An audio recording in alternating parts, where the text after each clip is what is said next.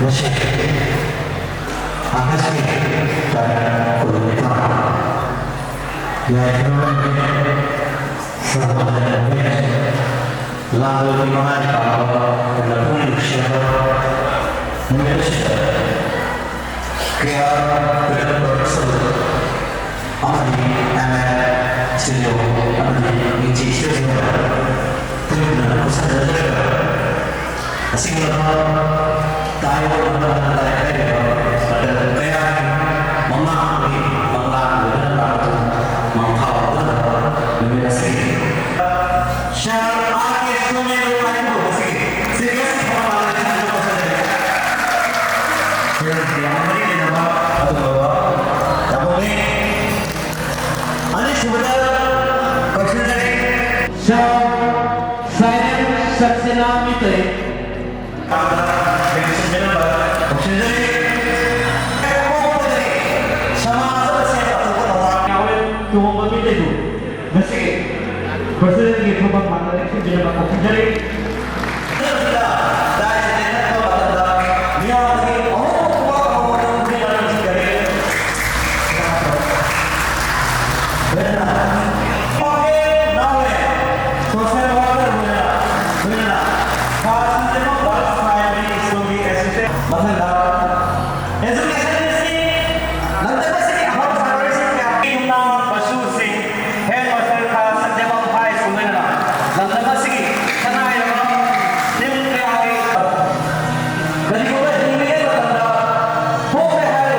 Lecture Binaba,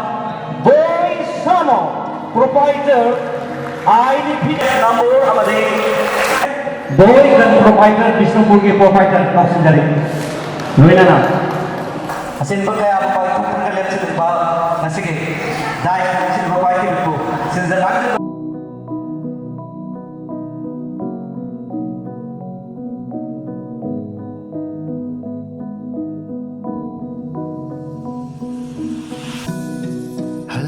Kini matamdo ay gini tamlamba minupto ningsing kini taway na ay sumang di matuhan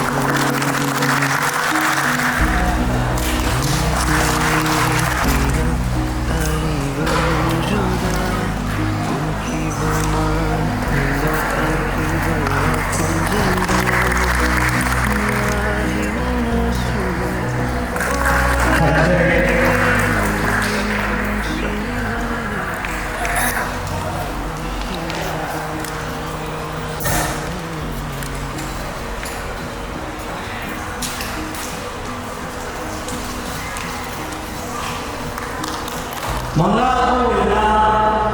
Tuhan Tuhan Hokiba Januari dari Kembali pada web series sesuai kalau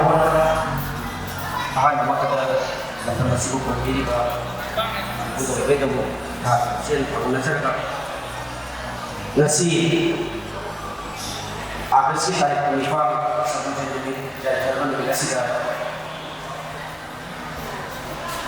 Kaya naman berasal mo po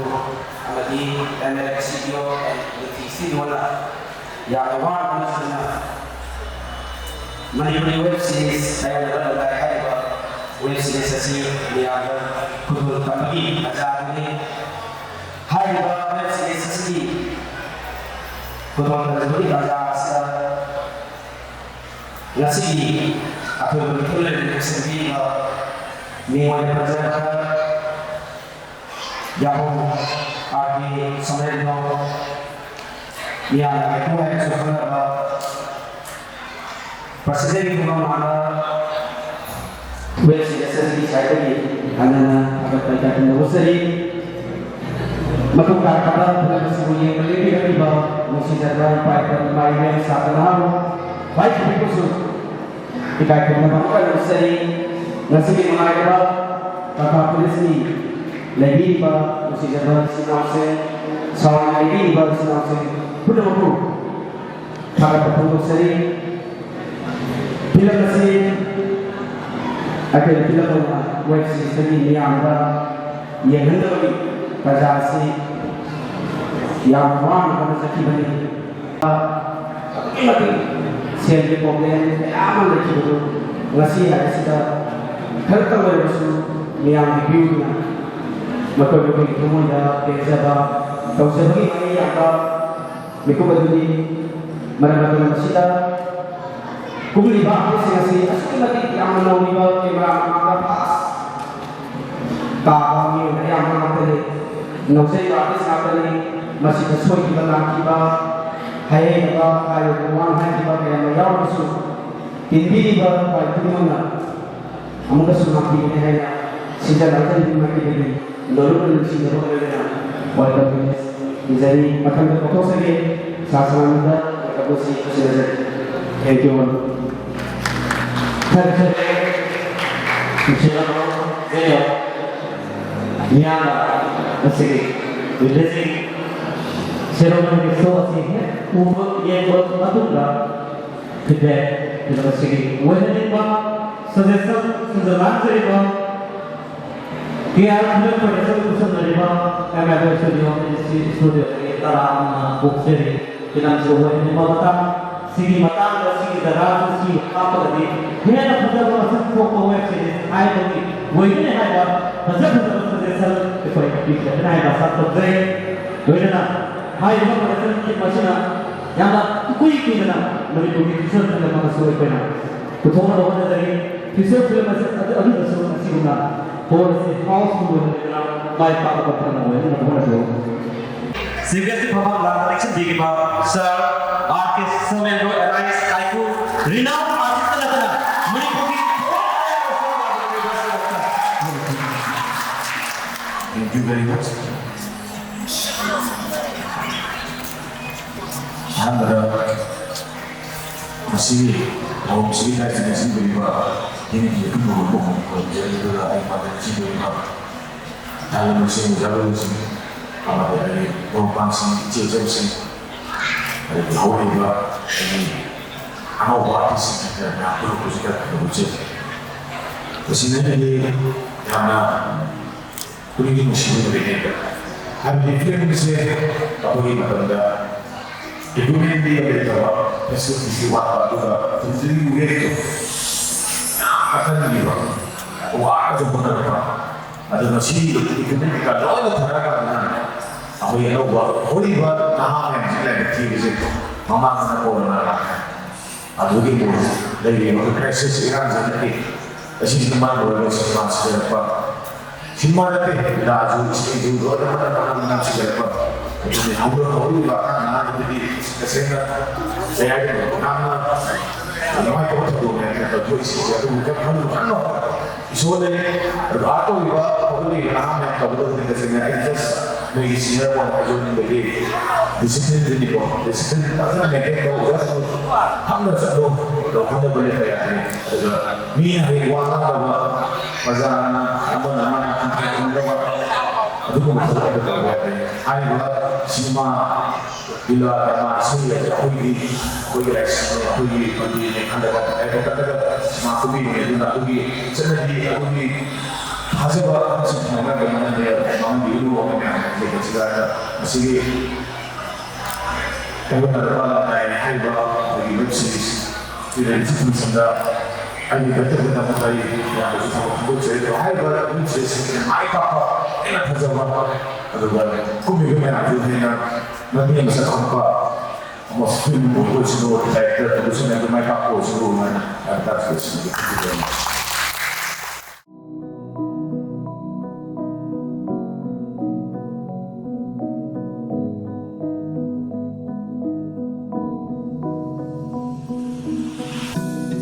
Halakini matamdo, aigini tamlamba minupto. Kini thawai na oirasu manglangi matawgum yaurakle pirang tariba nongjuda ukiba mai thongdo takibara khonjeldo ahing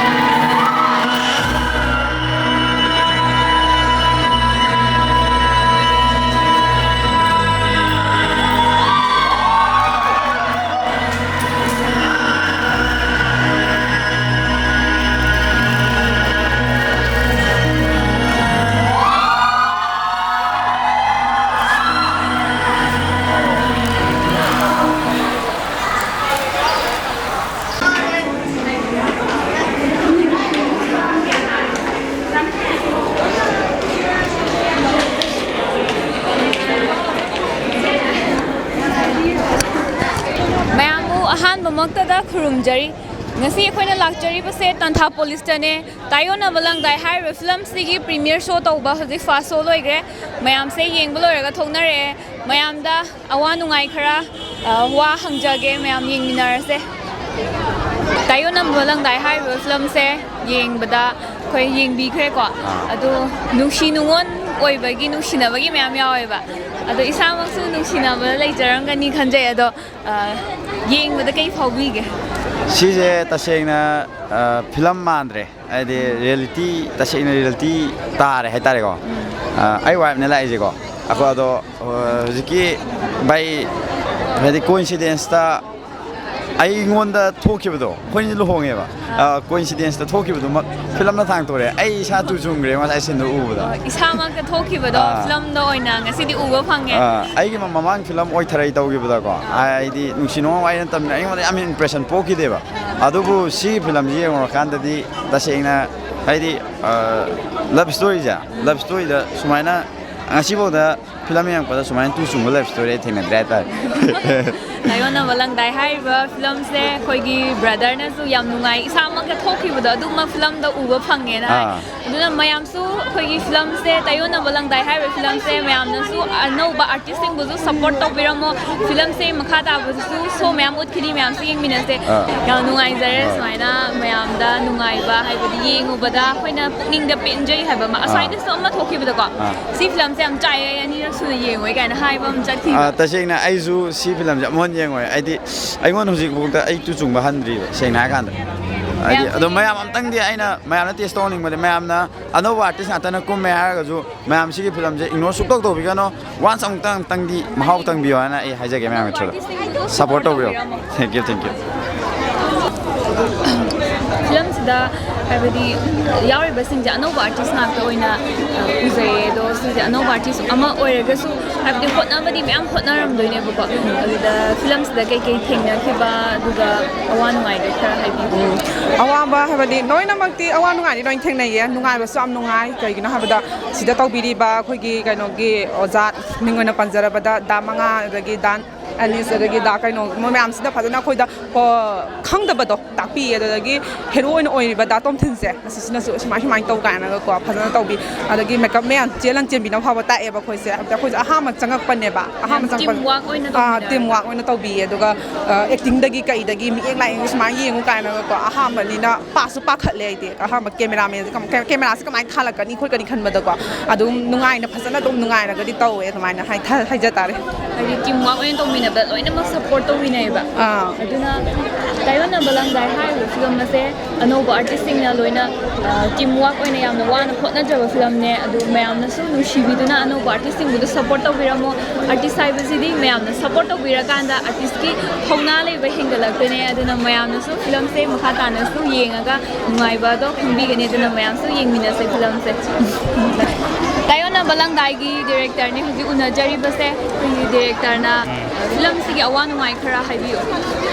ꯐꯤꯂꯝꯁꯦ ꯑꯩꯈꯣꯏꯅ ꯍꯥꯏꯗꯤ ꯑꯅꯧꯕ artist ꯉꯥꯛꯇ ꯑꯣꯏꯕ ꯍꯥꯏꯗꯤ ꯍꯧꯔꯛꯄꯗꯒꯤ ꯉꯁꯤ ꯍꯥꯏꯗꯤ audition ꯂꯧꯔꯒ ꯍꯥꯏꯗꯤ ꯅꯝꯕꯅꯦ ꯁꯤꯒꯤ ꯁꯦꯔꯤꯁꯁꯦ ꯑꯗꯨꯗ ꯉꯁꯥꯏꯒꯤ ꯑꯩꯈꯣꯏꯒꯤ ꯑꯅꯧꯕ ꯑꯥꯔꯇꯤꯁ ꯑꯣꯏꯕꯒꯤ ꯑꯋꯥꯕ ꯃꯌꯥꯝꯗꯤ ꯊꯦꯡꯅꯕ ꯃꯌꯥꯝꯁꯦ ꯑꯩꯈꯣꯏꯅ ꯍꯥꯏꯗꯤ ꯁꯤ ꯃꯇꯝꯁꯤꯗ ꯍꯥꯏꯇꯥꯔꯦꯅꯦ ꯉꯁꯥꯏꯒꯤ ꯇꯦꯜꯂꯕ ꯃꯇꯝꯗ ꯄꯨꯊꯣꯛꯅꯕꯁꯨ ꯍꯣꯠꯅꯕ ꯖꯅꯋꯥꯔꯤꯗꯒꯤ ꯍꯧꯕꯅꯦ ꯑꯩꯈꯣꯏ ꯁꯤꯒꯤ ꯁꯦꯔꯤꯁꯁꯦ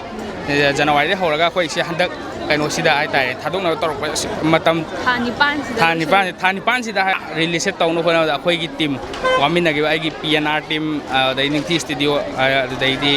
ꯑꯩꯈꯣꯏꯒꯤ MLF ꯇꯤꯝ ꯄꯨꯂꯞ ꯀꯣꯂꯥꯕꯔꯦꯠ ꯑꯍꯤꯡ ꯁꯨꯡꯇꯨꯝ ꯇꯨꯝꯗꯅ ꯅꯣꯡꯉꯥꯟꯈꯤꯕ ꯅꯪ ꯑꯅꯝꯕꯅꯦ ꯑꯗꯣ ꯍꯧꯖꯤꯛ ꯑꯗꯨꯒ ꯃꯇꯨꯡ ꯇꯥꯔꯛꯄꯗꯁꯨ ꯑꯩꯈꯣꯏꯒꯤ ꯗꯤꯔꯦꯛꯇꯔꯒꯤ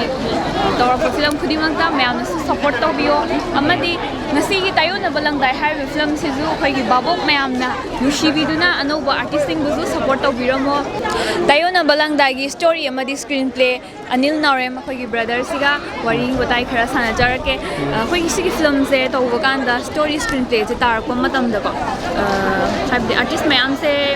ꯉꯁꯤꯒꯤ ꯑꯣꯏꯅ ꯊꯦꯡꯅꯕꯗ ꯃꯌꯥꯝꯅ ꯇꯤꯝ ꯋꯥꯛ ꯑꯣꯏꯅ ꯇꯧꯃꯤꯟꯅꯕ ꯑꯅꯧꯕꯅꯦ ꯍꯥꯏ ꯂꯣꯏꯅ ꯃꯇꯦꯡ ꯄꯥꯡꯅꯩ ꯍꯥꯏꯅꯁꯨ ꯇꯥꯖꯩ ꯑꯗꯨꯒ ꯁꯤꯒꯤ ꯁ꯭ꯇꯣꯔꯤꯁꯦ ꯏꯕꯗ ꯑꯩꯈꯣꯏ ꯂꯞ ꯁ꯭ꯇꯣꯔꯤꯗ ꯕꯦꯁ ꯇꯧꯕ ꯑꯣꯏꯌꯦ ꯋꯥꯔꯤꯁꯦꯀꯣ ꯑꯩꯈꯣꯏꯒꯤ ꯕ꯭ꯔꯗꯔꯅ ꯁ꯭ꯇꯣꯔꯤꯁꯦ ꯈꯨꯠ ꯊꯥꯕꯤꯔꯛꯄ ꯀꯥꯟꯗ ꯅꯨꯡꯁꯤꯅꯕꯒꯤ ꯋꯥꯔꯤꯁꯦ ꯀꯃꯥꯏꯅ ꯍꯥꯞꯄꯤꯕꯅꯣ ꯃꯤꯉꯣꯟꯗꯗꯤ ꯃꯁꯥꯃꯛꯇ ꯊꯣꯛꯈꯤꯕꯗꯣ ꯐꯤꯂꯝꯁꯤꯗ ꯄꯨꯊꯣꯔꯛꯑꯦ ꯍꯥꯏꯕꯁꯨ ꯌꯥꯎꯈ꯭ꯔꯦ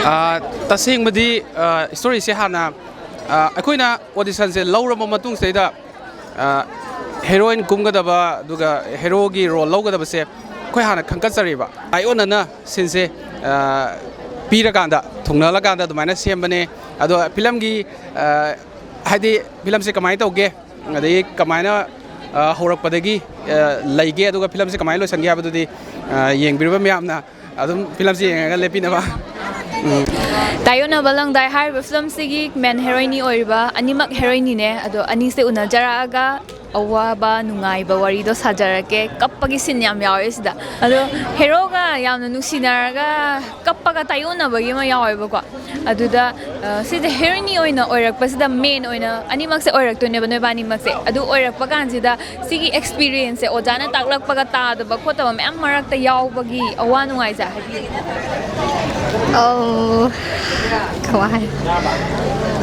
ꯑꯋꯥ ꯅꯨꯡꯉꯥꯏ ꯍꯥꯏꯔꯒꯗꯤ ꯑꯩꯉꯣꯟꯗ ꯀꯞꯄꯁꯦ ꯈꯔ ꯋꯥꯏꯑꯦꯕ ꯀꯞꯅꯕ ꯍꯣꯠꯅꯕꯗ ꯍꯥꯏ ꯅꯣꯛꯄꯅ ꯑꯩꯉꯣꯟꯗ ꯅꯨꯡꯉꯥꯏꯖꯕꯗꯣ ꯑꯣꯏꯕ ꯀꯞꯄꯗꯤ ꯌꯥꯝ ꯋꯥꯔꯦ ꯑꯗꯨ ꯇꯥꯗꯕ ꯃꯌꯥꯝ ꯌꯥꯎꯋꯦꯕ ꯑꯗꯨ ꯇꯥꯔꯁꯨ ꯆꯩꯕꯗꯤ ꯌꯥꯎꯗꯦ ꯐꯖꯅ ꯇꯧꯕꯤꯌꯦꯕ ꯐꯖꯅ ꯁꯨꯃꯥꯏꯅ ꯇꯧꯑꯣꯅ ꯐꯖꯅ ꯍꯥꯏꯕꯤꯌꯦꯕ ꯑꯗꯨꯒꯤ ꯍꯥꯏꯔꯒꯗꯤ ꯅꯨꯡꯉꯥꯏ ꯑꯣꯖꯥꯈꯩꯁꯦ ꯌꯥꯝꯅ ꯐꯩ ꯍꯥꯏꯗꯤ ꯆꯩꯔ ꯈꯣꯠꯂꯒ ꯉꯥꯡꯉꯒ ꯑꯗꯨꯒꯨꯝꯕ ꯇꯥꯛꯄꯗꯨ ꯅꯠꯇꯕꯀꯣ ꯑꯗꯨꯗꯤ ꯇꯧꯗꯦ ꯑꯗꯩ ꯐꯖꯅ ꯑꯩꯈꯣꯏꯅ ꯍꯩꯇꯕꯗꯣ ꯅꯣꯏ ꯁꯨꯃꯥꯏꯅ ꯇꯧꯑꯣ ꯁꯨꯃꯥꯏꯅ ꯇꯧꯔꯒꯗꯤ ꯁꯨꯃꯥꯏꯅ ꯇꯥꯅꯤ ꯑꯩ ꯁꯨꯃꯥꯏꯅ ꯈꯤꯇꯪ ꯑꯣꯏꯌꯣ ꯅꯣꯏ ꯀꯞꯄ ꯈꯣꯠꯄ ꯇꯧꯔꯁꯨ ꯅꯣꯛꯄ ꯇꯧꯔꯁꯨ ꯁꯨꯃꯥꯏꯅ ꯇꯧꯕꯤꯌꯣ ꯍꯥꯏꯗꯤ ꯉꯥꯡꯕ ꯈꯣꯠꯄꯁꯦ ꯇꯧꯗꯦꯕ ꯑꯗꯨꯅꯁꯨ ꯌꯥꯝ ꯅꯨꯡꯉꯥꯏꯌꯦꯕ ꯑꯩꯈꯣꯏꯒꯤ ꯁꯤꯟꯁꯦ ꯅꯝꯗ꯭ꯔꯤꯉꯩꯗꯀꯣ ꯁꯨꯇꯤꯡꯁꯦ ꯀꯦꯃꯦꯔꯥꯁꯦ ꯊꯥꯟꯖꯟꯗ꯭ꯔꯤꯉꯩꯁꯤꯗ ꯑꯣꯖꯥꯈꯩꯁꯤꯅ ꯑꯩꯈꯣꯏꯁꯦ ꯐꯝꯃꯤꯟꯅꯔꯒ ꯋꯥꯔꯤꯁꯦ ꯂꯤꯌꯦꯕ ꯁꯨꯃꯥꯏꯅ ꯇꯧꯕ ꯁꯤꯟꯅꯤ ꯁꯨꯃꯥꯏꯅ ꯇꯧꯕ ꯁꯤꯟꯅꯤ ꯑꯗꯣ ꯋꯥꯔꯤꯗꯣ ꯍꯥꯏꯐꯦꯠ ꯍꯤꯟꯁꯇꯣ ꯍꯥꯏꯐꯦꯠ ꯄꯤꯔꯅꯤꯅ ꯑꯩꯈꯣꯏꯁꯨ ꯈꯤꯇꯪ ꯈꯪꯉꯦꯗꯅ ꯑꯗꯨꯗꯨꯅ ꯋꯥꯔꯤꯗꯣ ꯁꯨꯝ ꯑꯩꯈꯣꯏꯗ ꯋꯥꯈꯟꯗꯣ ꯂꯩꯔꯕꯅꯤನ ꯑꯦꯛ ꯇꯧꯕꯁꯨ ꯅꯨꯡꯉꯥꯏꯔꯦ ꯑꯗꯨꯒ ꯑꯩꯈꯣꯏꯅ ꯑꯦꯛ ꯇꯧꯖꯔꯛꯄ ꯀꯥꯟꯗ ꯁꯣꯏꯕ ꯉꯥꯡꯕ ꯌꯥꯎꯔꯛꯄꯗꯨꯅ ꯑꯣꯖꯥꯅ ꯅꯪꯒꯤꯗꯣ ꯁꯤ ꯃꯇꯥꯡꯗ ꯁꯤ ꯈꯤꯇꯪ ꯐꯖꯕ ꯋꯥꯠꯂꯦ ꯁꯨꯃꯥꯏꯅ ꯑꯗꯨꯝ ꯇꯥꯛꯄꯤꯌꯦꯕ ꯑꯗꯨꯝ ꯆꯩꯕ ꯉꯥꯡꯕ ꯈꯣꯠꯄ ꯌꯥꯝ ꯀꯟꯅꯗꯤ ꯑꯗꯨꯃꯥꯏꯅꯗꯤ ꯇꯧꯕꯤꯗꯦ ꯌꯥꯝ ꯐꯩ ꯑꯣꯖꯥꯈꯩꯁꯦ ꯁꯞꯄꯣꯔꯠ ꯇꯧꯕ ꯍꯣꯏ ꯑꯣꯖꯥꯈꯩꯁꯤꯅ ꯑꯗꯨꯝ ꯃꯥꯏ ꯃꯆꯟꯅꯦ ꯍꯥꯏꯕꯒꯤ ꯇꯥꯏꯞꯇ ꯌꯥꯝ ꯅꯨꯡꯁꯤꯅꯁꯨ ꯌꯥꯝ ꯂꯣꯏꯅꯕꯤꯌꯦꯕꯀꯣ ꯑꯩꯈꯣꯏꯅꯁꯨ ꯏꯕꯨꯡꯅꯦ ꯑꯗꯒꯤ ꯑꯣꯖꯥꯃꯛꯅꯦ ꯈꯜꯂꯒ ꯌꯥꯝ ꯅꯨꯡꯁꯤꯅ ꯌꯥꯝ ꯂꯣꯏꯅꯅ ꯐꯖꯅ ꯆꯠꯃꯤꯟꯅꯩꯌꯦ ꯍꯣꯏ ꯑꯩꯈꯣꯏꯁꯨ ꯑꯗꯨꯃꯥꯏꯅ ꯍꯥꯏꯖꯒꯦ ꯍꯥꯏꯗꯤ ꯑꯩꯈꯣꯏꯁꯨ ꯁꯞꯄꯣꯔꯠ ꯇꯧꯕꯤꯌꯨ ꯍꯥꯏꯗꯤ ꯑꯍꯥꯟꯕ ꯑꯣꯏꯗꯣꯏꯅꯦꯕ ꯁꯨꯃꯥꯏꯅ ꯂꯥꯛꯄꯁꯦ ꯑꯗꯨꯅ ꯑꯩꯈꯣꯏꯅ ꯁꯣꯏꯈꯤꯕ ꯉꯥꯡꯈꯤꯕꯗꯤ ꯌꯥꯎꯔꯁꯨ ꯃꯌꯥꯝꯅ ꯉꯥꯛꯄꯤꯒꯅꯤ ꯈꯜꯂꯦ ꯃꯌꯥꯝꯅ ꯁꯞꯄꯣꯔꯠ ꯇꯧꯕꯤꯔꯝꯃꯣ ꯑꯅꯧꯕ ꯑꯥꯔꯇꯤꯁꯁꯤꯡꯕꯨ ꯃꯌꯥꯝꯅ ꯅꯨꯡꯁꯤꯕꯤꯔꯕ ꯃꯇꯨꯡꯗ ꯍꯣꯠꯅꯕꯒꯤ ꯆꯥꯡꯁꯦ ꯍꯦꯟꯅ ꯍꯦꯟꯒꯠꯂꯛꯄ ꯉꯝꯕ ꯑꯣꯏꯖꯗꯣꯏꯅꯦ ꯃꯌꯥꯝꯕꯨꯁꯨ ꯊꯥꯒꯠꯆꯔꯤ ꯊꯦꯡꯛ ꯌꯨ ꯇꯥꯃꯣ ꯇꯥꯏꯌꯣꯟꯅꯕ ꯂꯪꯗꯥꯏ ꯍꯥꯏꯔꯤꯕ ꯐꯤꯂꯝꯁꯦ ꯇꯥꯃꯣ ꯐꯥꯔꯁ ꯁꯣꯁꯦ ꯇꯥꯃꯣ ꯌꯦꯡꯕꯤꯈ꯭ꯔꯦ ꯑꯗꯣ ꯌꯦꯡꯉꯨꯕ ꯀꯥꯟꯗ ꯅꯨꯡꯁꯤ ꯅꯨꯡꯉꯣꯟꯒꯤ ꯑꯣꯏꯕ ꯋꯥꯔꯤ ꯃꯌꯥꯝ ꯌꯥꯎꯋꯦ ꯁꯤꯗ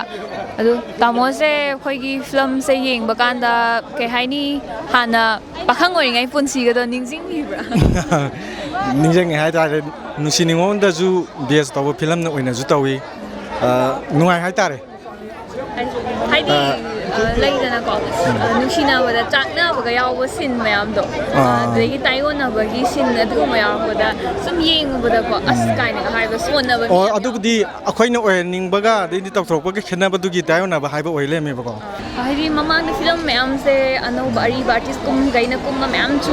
ꯌꯦꯡꯕꯤꯔꯝꯃꯅꯤ ꯈꯟꯖꯩ ꯑꯗꯣ ꯍꯟꯗꯛ ꯑꯅꯧꯕꯒꯩꯅ ꯁꯤꯒꯨꯝꯕ ꯑꯃ ꯎꯕ ꯐꯪꯕꯁꯦ ꯅꯧꯅ ꯇꯥꯃꯣꯒꯤ ꯃꯣꯠ ꯑꯃ ꯐꯣꯡꯗꯣꯛꯄꯤꯌꯨ ꯑꯩꯒꯤ ꯃꯣꯠꯇ ꯍꯥꯏꯖꯧ ꯍꯥꯏꯔꯒꯗꯤ ꯑꯅꯧꯕ ꯑꯥꯔꯇꯤꯁꯁꯤꯡꯁꯨ ꯄꯨꯛꯅꯤꯡ ꯊꯧꯒꯠꯄꯤꯕ ꯑꯣꯏꯅ ꯑꯗꯩꯗꯤ ꯑꯩꯈꯣꯏꯅꯁꯨ ꯃꯣꯏꯗꯤ ꯑꯅꯧꯕ ꯉꯥꯛꯇꯅꯤꯗꯅ ꯑꯩꯈꯣꯏꯅ ꯑꯍꯣꯡꯕꯗꯤ ꯑꯗꯨꯝ ꯈꯔꯗꯤ ꯂꯩꯒꯅꯤ ꯈꯜꯂꯦ ꯑꯗꯨꯑꯣꯏꯁꯨ ꯑꯩꯈꯣꯏꯅ ꯈꯜꯂꯝꯕꯒ ꯃꯣꯏ ꯇꯧꯊꯣꯛꯄꯒ ꯌꯥꯝ ꯍꯦꯟꯅ ꯇꯧꯊꯣꯛꯄꯅ ꯍꯦꯜꯂꯦ ꯍꯥꯏꯇꯥꯔꯦ ꯑꯥꯔꯇꯤꯁꯁꯤꯡ ꯑꯅꯧꯕꯁꯨ ꯁꯞꯄꯣꯔꯠ ꯇꯧꯕꯤꯔꯝꯃꯣ ꯇꯥꯃꯣꯕꯨꯁꯨ ꯊꯥꯒꯠꯆꯔꯤ ꯑꯩꯈꯣꯏꯒꯤ ꯇꯥꯏꯌꯣꯟꯅꯕ ꯂꯪꯗꯥꯏꯁꯦ ꯑꯍꯥꯟꯕ ꯐꯤꯂꯝꯁꯨ ꯑꯣꯏ ꯍꯥꯏ ꯑꯗꯨꯒ ꯑꯦꯛꯇꯤꯡ ꯇꯧꯔꯛꯄ ꯈꯣꯠꯄꯗ ꯇꯥꯕ ꯇꯥꯗꯕ ꯀꯥꯏꯅꯒ ꯑꯗꯨꯝꯕ ꯃꯌꯥꯝ ꯌꯥꯎꯔꯛꯄꯗꯣ ꯑꯗꯨꯗ ꯀꯃꯥꯏꯅ ꯑꯦꯛꯁꯄꯤꯔꯤꯌꯦꯟꯁ ꯑꯣꯖꯥꯅ ꯇꯥꯛꯄꯤꯕꯗꯤ ꯌꯥꯝ ꯍꯥꯏꯗꯤ ꯑꯩꯈꯣꯏ ꯗꯤꯔꯦꯛꯇꯔ ꯑꯣꯏꯔꯤꯕ ꯑꯣꯖꯥ ꯃꯉꯥꯁꯦ ꯃꯥꯅ ꯃꯇꯦꯡ ꯌꯥꯝ ꯄꯥꯡꯕꯤꯌꯦ ꯃꯥꯅꯁꯨ ꯌꯥꯝ ꯇꯥꯛꯄꯤꯌꯦ ꯑꯗꯒꯤ ꯑꯇꯩ ꯑꯩꯈꯣꯏ ꯁꯦꯅꯤꯌꯔ ꯑꯥꯔꯇꯤꯁ ꯌꯥꯎꯕ ꯍꯥꯏꯗꯤ ꯑꯩꯉꯣꯟꯗꯒꯤꯗꯤ ꯈꯔ ꯍꯥꯟꯕ ꯌꯥꯎꯕꯁꯦ ꯁꯤꯅꯁꯨ ꯌꯥꯝ ꯇꯥꯛꯄꯤꯌꯦ ꯑꯥꯔꯇꯤꯁ ꯃꯁꯦꯟꯁꯦ ꯌꯥꯝꯅ ꯁꯞꯄꯣꯔꯇꯤꯞ ꯌꯥꯝ ꯑꯣꯏꯅꯩꯀꯣ ꯑꯥꯔꯇꯤꯁ ꯈꯨꯗꯤꯡꯃꯛꯅ ꯍꯥꯏꯀꯣ ꯑꯩꯈꯣꯏ ꯑꯥꯔꯇꯤꯁ ꯃꯁꯦꯟ ꯌꯥꯎꯔꯤꯕꯁꯤꯡꯁꯦ ꯂꯣꯏꯅ ꯁꯞꯄꯣꯔꯠ ꯇꯧꯅꯔꯒ ꯌꯥꯎꯃꯤꯟꯅꯩꯌꯦꯅ ꯍꯥꯏꯖꯩ ꯁꯤꯒꯤ ꯐꯤꯂꯝꯁꯦ ꯅꯠꯇꯕ ꯑꯇꯣꯞꯄꯗꯁꯨ ꯃꯌꯥꯝ ꯌꯥꯎꯕꯁꯨ ꯊꯦꯡꯅꯖꯈ꯭ꯔꯦ ꯎꯖꯈ꯭ꯔꯦ ꯑꯗꯨꯒ ꯁꯤꯒꯤꯁꯤꯅ ꯑꯩꯈꯣꯏꯒꯤ ꯂꯞ ꯁ꯭ꯇꯣꯔꯤꯗ ꯕꯦꯁ ꯑꯣꯏꯔꯒ ꯇꯧꯕ ꯇꯥꯏꯌꯣꯟꯅꯕ ꯂꯪꯗꯥꯏꯁꯦ ꯂꯣꯏꯅ ꯈꯜꯂꯨꯕ ꯄꯨꯝꯅꯃꯛ ꯇꯥꯏꯌꯣꯟꯅꯔꯛꯄ ꯂꯣꯏ ꯑꯣꯟꯅꯔꯦ ꯑꯩꯈꯣꯏꯅꯁꯨ ꯎꯖꯕ ꯀꯥꯟꯗ ꯑꯩꯈꯣꯏꯒꯤ ꯍꯦꯔꯣꯁꯦ ꯌꯥꯝꯅ ꯑꯦꯛꯇꯤꯡꯁꯦ ꯌꯥꯝ ꯐꯖꯅ ꯑꯗꯨꯝ ꯅꯦꯆꯔꯦꯜ ꯇꯥꯅ ꯇꯧꯕ ꯑꯩꯈꯣꯏ ꯎꯖꯩꯌꯦꯕꯀꯣ ꯑꯗꯣ ꯁꯤꯒꯤꯁꯤꯗꯅ ꯀꯔꯝꯕ ꯃꯈꯜꯒꯤ ꯇꯣꯞꯄ ꯃꯒꯨꯟ ꯑꯃ ꯐꯪꯒꯦ ꯍꯥꯏꯕꯗꯤ ꯃꯍꯥꯎ ꯑꯃ ꯐꯪꯒꯦ ꯃꯌꯥꯝꯅꯁꯨ ꯃꯈꯜ ꯃꯈꯜꯒꯤ ꯃꯌꯥꯝ ꯇꯥꯛꯄꯤꯈ꯭ꯔꯦ ꯑꯥꯔꯇꯤꯁꯁꯤꯡꯅ ꯑꯗꯣ ꯑꯩꯈꯣꯏꯒꯤ ꯇꯣꯝꯊꯤꯜꯒꯤꯁꯨ ꯈꯔ ꯍꯥꯏꯕꯤꯌꯨ ꯁꯤꯒꯤ ꯑꯇꯣꯞꯄ ꯃꯍꯥꯎ ꯇꯣꯉꯥꯟ ꯇꯣꯉꯥꯟꯕ ꯐꯪꯉꯦ ꯑꯩꯅ ꯌꯥꯝ ꯅꯨꯡꯁꯤꯕ ꯅꯨꯄꯤ ꯑꯁꯦ ꯃꯥꯁꯤꯒꯤ ꯑꯩꯅ ꯅꯨꯡꯁꯤꯕꯒꯤ ꯔꯣꯃꯥꯟꯁꯀꯤ ꯃꯇꯥꯡ ꯌꯥꯝ ꯅꯨꯡꯉꯥꯏꯕ ꯃꯇꯥꯡ ꯑꯃ ꯐꯪꯉꯦꯕꯀꯣ ꯑꯗꯨꯗꯨꯒ ꯑꯃꯨꯛ ꯁꯣꯝ ꯀꯥꯟꯗ ꯑꯩꯅ ꯈꯜꯂꯨ ꯅꯨꯡꯁꯤꯔꯒ ꯂꯩꯔꯤꯕ ꯅꯨꯄꯤꯁꯤꯒꯤ ꯅꯠꯇꯕ ꯇꯥꯏꯌꯣꯟꯅꯕꯔꯣꯝꯗ ꯑꯃꯅ ꯑꯃꯨꯛ ꯆꯌꯦꯠꯅꯕꯒꯤ ꯁꯣꯏꯕꯗꯒꯤ ꯇꯧꯋꯤ ꯄꯣꯠꯁꯤꯒꯤ ꯑꯁꯥꯎꯕꯗꯣ ꯑꯗꯨꯗꯒꯤ ꯇꯣꯉꯥꯟ ꯇꯣꯉꯥꯟꯕ ꯑꯅꯤ ꯐꯪꯉꯤ ꯁꯤꯒꯤ ꯐꯤꯂꯝꯁꯤꯗ ꯂꯣꯏꯅ ꯑꯦꯟꯗꯤꯡꯁꯦ ꯐꯖꯕ ꯃꯥꯜꯂꯤꯀꯣ ꯃꯤꯈꯩꯁꯦ ꯌꯥꯝ ꯆꯥꯛꯅꯕ ꯌꯥꯎꯋꯦ ꯑꯗꯣ ꯇꯥꯏꯌꯣꯟꯅꯕ ꯂꯪꯗꯥꯏꯁꯦ ꯑꯅꯧꯕ ꯑꯥꯔꯇꯤꯁꯁꯤꯡꯅ ꯂꯣꯏꯅ ꯌꯥꯎꯕ ꯑꯣꯏꯔꯒꯁꯨ ꯌꯥꯝꯅ ꯐꯖꯕ ꯑꯗꯨꯒ ꯑꯣꯖꯥꯅ ꯇꯥꯛꯄꯤ ꯇꯝꯕꯤꯔꯒ ꯌꯥꯝꯅ ꯁꯞꯄꯣꯔꯇꯤꯞ ꯂꯣꯏꯅ ꯑꯣꯏꯅꯩ ꯑꯥꯔꯇꯤꯁꯁꯤꯡꯁꯦꯀꯣ ꯑꯗꯨꯅ ꯃꯌꯥꯝꯅꯁꯨ ꯇꯥꯏꯌꯣꯟꯅꯕ ꯂꯪꯗꯥꯏꯁꯦ ꯌꯦꯡꯕꯤꯗꯨꯅ ꯃꯤꯠꯌꯦꯡ ꯇꯥꯕꯤꯗꯨꯅ ꯁꯞꯄꯣꯔꯠ ꯇꯧꯕꯤꯔꯝꯃꯣ ꯇꯥꯏꯌꯣꯟꯅꯕ ꯂꯪꯗꯥꯏꯒꯤ ꯚꯤꯂꯦꯟ ꯑꯣꯏꯔꯤꯕ ꯃꯁꯛꯁꯦ ꯚꯤꯂꯦꯟ ꯃꯥꯟꯕ꯭ꯔꯥ ꯌꯦꯡꯉꯨ ꯑꯩꯁꯛ ꯚꯤꯂꯦꯟ ꯃꯥꯟꯕ꯭ꯔꯦ ꯍꯦꯔꯣꯁꯨ ꯃꯥꯟꯂꯛꯀꯅꯤ ꯁꯣꯝ ꯁꯥꯏꯗ ꯂꯦꯞꯄꯤꯁꯤꯅ ꯑꯐꯕ ꯑꯣꯏꯗꯣꯏꯅꯦ ꯑꯐꯕ ꯍꯦꯔꯣ ꯑꯣꯏꯗꯣꯏꯅꯦ ꯃꯤꯡ ꯑꯣꯏꯅ ꯄꯟꯖꯔꯕꯗ ꯁꯗꯥꯟꯗ ꯆꯨꯝꯃꯤ ꯑꯩꯅ ꯃꯍꯦꯁ ꯀꯩ ꯂꯝꯗꯒꯤ ꯑꯣꯏꯕꯤꯗꯣꯏꯅꯣ ꯏꯁꯣꯛꯇꯒꯤ ꯍꯥꯟꯅ ꯐꯤꯂꯝ ꯑꯇꯣꯞꯄ ꯌꯥꯎꯈꯤꯕ web ꯁꯤꯔꯤꯁꯀꯨꯝꯕ khá giàu Sina cái experience của đây là qua kinh là ba hay ví dụ này. Oa vậy đi làm giàu cái đấy. Oa là gì đúng ngày này đúng qua mình là cái đấy. Haro đúng tụi mình là cái. Artist sinh rồi nó supportive ôi hay không? Nang nhiều là hay ta đấy. Ibani sẽ mình công nào sẽ có được. Bilen ôi bữa đó Hana bilen ôi bữa yao không? Bilen ôi bữa giờ Hana thì yao rồi xin là Han ôi đấy này. Nên là nó bị pa mà phăng ông đó bôi đấy nè. Phăng ông đó bôi đấy hero dân la apur sắc kịp. Em là sao? Nó bị hero nó coi kịp bữa bet cái gì nó sao rồi cái gì đó. Ai đó pam giờ vẫn nuôi vào đó phăng cái mà tầm đó sao rồi sẽ.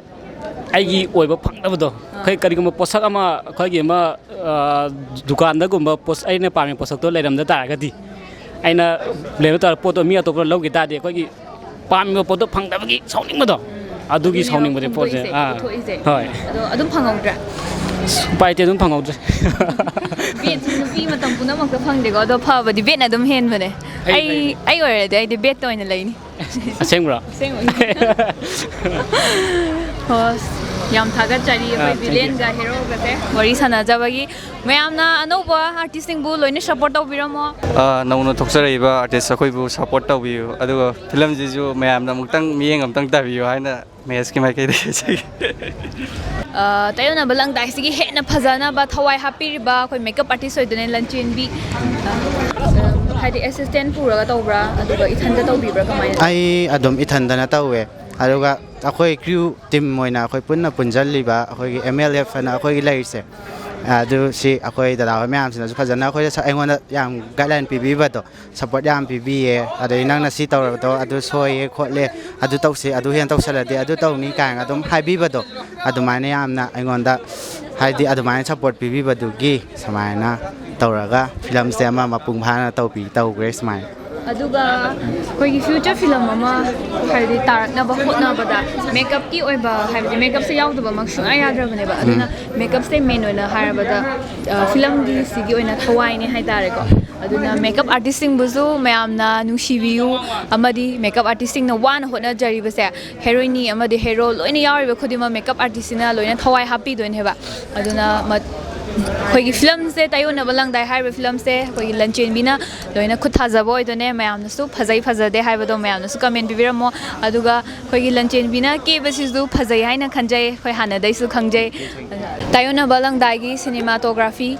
hujik unajari base aduga the lecture ba khoi tamoshina Taiyonnaba Langdai sida yauri ba khoi artist oidone amose heroine gi kai sa Hana artist oina mamang da ki ke yaw lai khre thoidok padi yaw gi balai te aduga mamang da high school gi life ta budi ai drama kha tawjare aduna drama gi artist amo oina senior artist amo oina film se tor pakan da acting se haidi takna draga su tamo se ko yam phajai na khanjai ko haidi khoi gi ngak pakan da sima di ano artist ni ne haibada adumak manjade amna hana su tawbirbi experience na orangani haina khanjai aduga khoi gi videographer oina sigi Taiyonnaba Langdai sigi mayam habidi footage mayam lor pakan da ko awaba kari kari thingna chibage awaba je senior artist hai tare han number yawa khara su yawre aduga kogi new face id audition tor khanjabane ba ko heroine khara su yawre adagi artist atopa hai tare male nattaba hai tare ado moise hanba audition je khoi gi January date 24 da press club ta pangthok sabani hai tare adadagi 10 days farmaro adum shooting je leptana adum namdare sida waba hai tare gadi moje retake se adum khara lawwa artist su yawi ko aduga pop pop tagan ba ano voi taraga su adum acting phajana torko yawe ba aduga nungai ba hai taraga di akhoi gi yawri ba artist sing ja punna teamwork oina punna tongminna ba hai tare adumai supportive oina adumai ne nungai na namgi ba oi hai tare retake hanba taraga su videographer moina hanbadi mam halam halle adu war su story se hai ba su moide ne moina ju hena hona sala ko hai tare aduna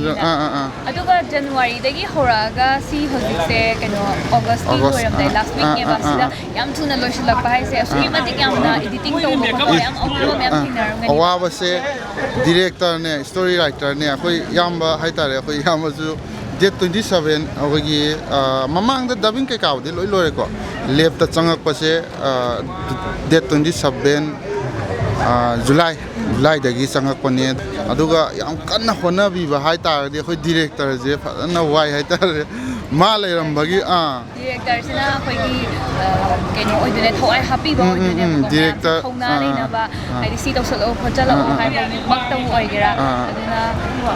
ꯍꯧꯖꯤꯛ ꯑꯅꯧꯕ ꯑꯥꯔꯇꯤꯁꯁꯤꯡꯅ ꯍꯣꯠꯅꯖꯔꯤꯕꯁꯦ ꯃꯌꯥꯝꯅ ꯄꯨꯛꯅꯤꯡ ꯊꯧꯒꯠꯄꯤꯔꯒꯗꯤ ꯍꯦꯟꯅꯁꯨ ꯃꯇꯨꯡꯗ ꯍꯣꯠꯅꯅꯤꯡꯕꯒꯤ ꯊꯧꯅꯥ ꯑꯃꯁꯨ ꯄꯤꯕꯤꯗꯣꯏꯅꯦ ꯃꯌꯥꯝꯅꯁꯨ ꯃꯌꯥꯝꯅ ꯍꯣꯠꯅꯖꯔꯤꯕ ꯑꯅꯧꯕ ꯑꯥꯔꯇꯤꯁꯁꯤꯡꯅ ꯍꯣꯠꯅꯖꯔꯤꯕꯁꯦ ꯁꯄꯣꯔꯠ ꯇꯧꯕꯤꯔꯝꯃꯣ ꯃꯇꯨꯡꯗꯁꯨ ꯍꯦꯟꯅ ꯃꯥꯏ ꯄꯥꯛꯄ ꯑꯣꯏꯕꯤꯌꯨ ꯏꯆꯥꯁꯤꯡꯅ ꯇꯧꯔꯤꯕ ꯐꯤꯂꯝꯁꯦ ꯌꯥꯝ ꯐꯖꯔꯦ ꯃꯄꯨꯡ ꯐꯥꯔꯦ ꯑꯗꯨꯒ ꯁꯤꯅꯦꯃꯥꯁꯤ ꯌꯦꯡꯕꯗ ꯑꯩꯈꯣꯏ ꯋꯥꯔꯝꯕ ꯈꯣꯠꯂꯝꯕ ꯄꯨꯝꯅꯃꯛꯁꯦ ꯂꯣꯏꯅ ꯐꯖꯔꯦ ꯃꯄꯨꯡ ꯐꯥꯔꯦ ꯂꯣꯏ ꯊꯨꯡꯅꯕ ꯑꯣꯏꯕꯗꯨꯅ ꯌꯥꯝꯅ ꯂꯣꯏꯁꯤꯜꯂꯛꯄꯒ ꯂꯣꯏꯅꯅ ꯑꯥꯔꯇꯤꯁꯁꯤꯡꯒꯁꯨ ꯎꯅꯖꯔꯒ ꯋꯥꯔꯤ ꯋꯥꯇꯥꯏ ꯁꯥꯟꯅꯖꯔꯦ ꯇꯥꯏꯌꯣꯟꯅꯕ ꯂꯪꯗꯥꯏ ꯍꯥꯏꯔꯤꯕ ꯐꯤꯂꯝ ꯑꯁꯦ ꯄ꯭ꯔꯤꯃꯤꯌꯔ ꯁꯣ ꯇꯧꯕ ꯂꯣꯏꯖꯔꯦ ꯃꯌꯥꯝꯅ ꯑꯅꯧꯕ ꯑꯥꯔꯇꯤꯁꯁꯤꯡꯕꯨꯁꯨ ꯁꯄꯣꯔꯠ ꯇꯧꯕꯤꯔꯝꯃꯣ ꯅꯨꯡꯁꯤꯕꯤꯗꯨꯅ ꯍꯦꯛ ꯍꯧꯕꯗꯒꯤ ꯃꯄꯥ ꯁꯥꯕꯗꯒꯤꯅ ꯁꯄꯣꯔꯇꯔ ꯐꯥꯎꯕ ꯂꯣꯏꯅꯃꯛ ꯑꯅꯧꯕ ꯑꯥꯔꯇꯤꯁ ꯉꯥꯛꯇꯅꯦ ꯇꯤꯝ ꯋꯥꯛ ꯑꯣꯏꯅ ꯇꯧꯃꯤꯟꯅꯔꯤꯕ ꯇꯥꯏꯌꯣꯟꯅꯕ ꯂꯪꯗꯥꯏ ꯍꯥꯏꯔꯤꯕ ꯐꯤꯂꯝ ꯑꯁꯦ ꯃꯌꯥꯝꯅ ꯅꯨꯡꯁꯤꯕꯤꯗꯨꯅ ꯑꯃꯨꯛꯇꯪ ꯃꯤꯠꯌꯦꯡ ꯇꯥꯕꯤꯌꯨ ꯑꯗꯨꯒ ꯅꯧꯅ ꯍꯧꯒꯠꯂꯛꯂꯤꯕ ꯑꯥꯔꯇꯤꯁꯁꯤꯡꯕꯨꯁꯨ ꯌꯥꯝꯅ ꯁꯄꯣꯔꯠ ꯇꯧꯕꯤꯗꯨꯅ ꯑꯃꯗꯤ ꯇꯧꯔꯤꯕ ꯅꯧꯅ ꯊꯣꯛꯂꯛꯂꯤꯕ ꯐꯤꯂꯝꯁꯤꯗ ꯃꯌꯥꯝꯅꯁꯨ ꯌꯦꯡꯉꯒ ꯅꯨꯡꯉꯥꯏꯇꯦ ꯍꯥꯏꯕꯗꯣ ꯁꯨꯡꯁꯣꯏ ꯁꯣꯏꯗꯅ ꯈꯪꯕꯤꯒꯅꯤ ꯃꯌꯥꯝꯒꯤ ꯁꯄꯣꯔꯠ ꯌꯥꯎꯗ꯭ꯔꯗꯤ ꯑꯥꯔꯇꯤꯁꯁꯤꯡꯒꯤ ꯊꯧꯅꯥ ꯄꯨꯝꯅꯃꯛꯁꯨ ꯂꯩꯔꯣꯏꯗꯣꯏꯅꯦ ꯑꯗꯨꯅ ꯃꯌꯥꯝꯅ ꯊꯧꯅꯥ ꯍꯥꯞꯄꯤꯗꯨꯅ ꯑꯥꯔꯇꯤꯁꯁꯤꯡꯕꯨꯁꯨ ꯅꯨꯡꯁꯤꯕꯤꯌꯨ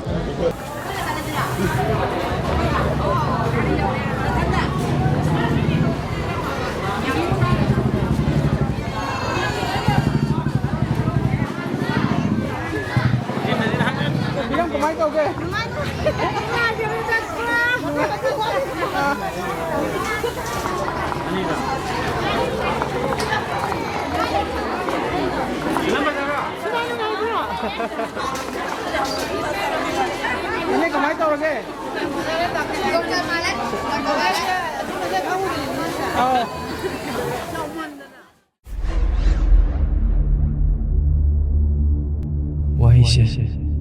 ꯑꯩꯇꯒꯤ ꯑꯣꯏꯖꯒꯦ ꯈꯣꯠꯆꯅꯨ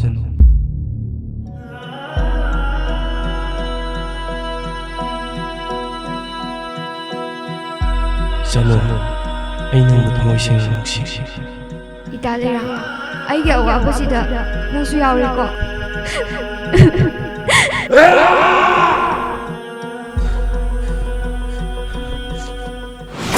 ꯆꯞꯃꯥꯟꯅ ꯈꯟꯕꯗꯤ ꯉꯝꯃꯣꯏ ꯑꯩꯒꯤ ꯇꯦꯝ ꯑꯣꯏꯅ ꯈꯜꯂꯣ ꯍꯥꯏꯕꯗꯤ ꯉꯝꯃꯤ ꯀꯧꯕ ꯃꯍꯤꯡꯅꯁꯨ ꯑꯣꯠꯂꯔꯤ ꯅꯤꯡꯁꯤꯡꯍꯜꯂꯤ ꯊꯃꯣꯏꯁꯤꯗ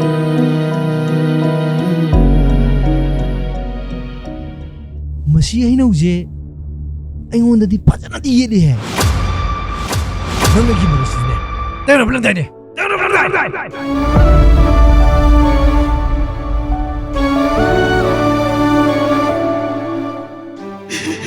이병이병아 나쁜 일생을 간강한 몽드레